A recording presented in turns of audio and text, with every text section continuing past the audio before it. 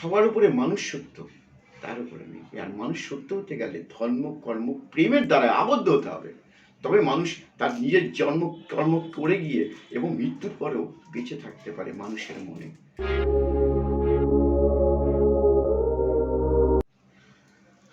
নিমতারা গুরুকুলের প্রশিক্ষণ চলে শনিবার এবং রবিবার বিকেল ৩টে থেকে ৬টা।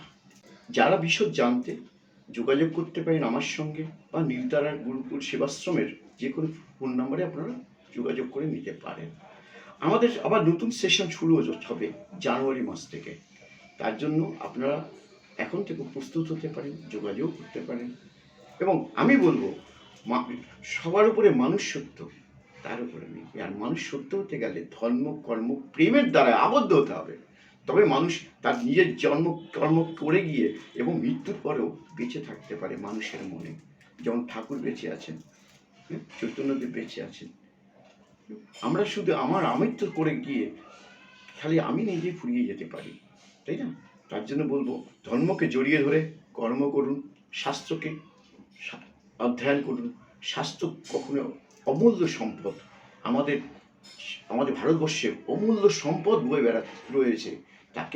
তাকে জানার চেষ্টা করুন, চেনার চেষ্টা করুন। আমি মনে হয় আপনি আনন্দ পাবেন, শান্তি পাবেন, নতুন প্রজন্মকে নতুন করে তৈরি করে দিয়ে যেতে পারবেন।